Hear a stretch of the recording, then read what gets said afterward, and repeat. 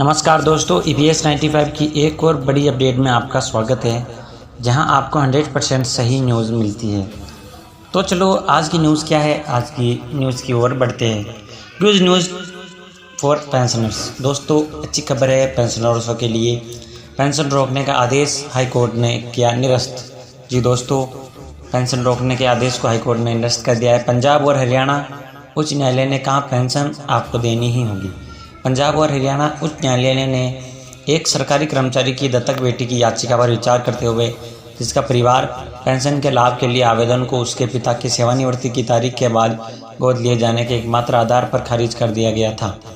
न्याय कोर्ट ने कहा कि एक दत्तक पद सेवानिवृत्ति ऐसे बच्चे को पारिवारिक पेंशन के लाभ से वंचित करने का आधार नहीं होगी, केवल इसलिए कि गोद लेना सेवानिवृत्ति के बाद है, जो मुख्य रूप से निर्भरता प्रदान करने के उद्देश्य से है और युगल के जीवन की शाम को कुछ प्रकाश करना भी है।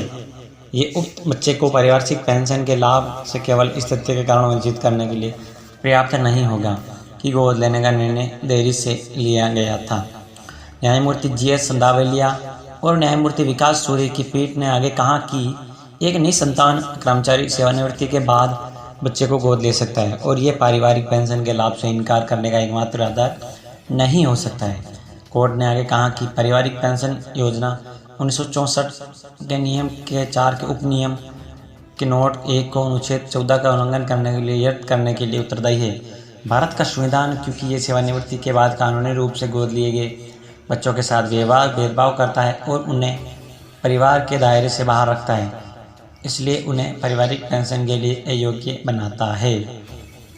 हमारी सुविचारित राय में याचिकाकर्ता के वकीलों द्वारा जो तर्क दिया गया पूरी तरह से उचित है कि उक्त नोट सेवानिवृत्ति से पहले और बाद में गोद लिए गए बच्चों के बीच भेदभाव को बढ़ाता है और सेवानिवृत्ति के बाद गोद लिए गए बच्चों को परिवार के दायरे से बाहर रखता है। इस प्रकार उन्हें पारिवारिक पेंशन के लिए अधिकार से बाहर रखा गया है, जो ये सुनिश्चित करने के लिए एक लाभकारी प्रावधान है और ये एक सेवानिवृत्ति सरकारी कर्मचारी के लाभ बच्चों को किसी भी तरह की अनियमितता का सामना न करना पड़े। इस प्रकार ये नियम भारत के संविधान के अनुच्छेद 14 के उल्लंघन के आधार पर रद्द किए जाने के योग्य है, क्योंकि ये किसी उद्देश्य की पूर्ति नहीं करता है और सेवानिवृत्ति के बाद कानूनी रूप से गोद लिए गए बच्चों के साथ भेदभाव करता है। तो दोस्तों आज की ये इम्पोर्टेंट इन्फॉर्मेशन आपको कैसी लगी? अगर ये इन्फॉर्मेशन आपको अच्छी लगे तो हमारे चैनल को सब्सक्राइब जरूर कर दें। मिलेंगे नई और अच्छी इन्फॉर्मेशन के साथ। जब तक के लिए जय हिंद, जय भारत। आपका दिन बहुत बहुत शुभ हो।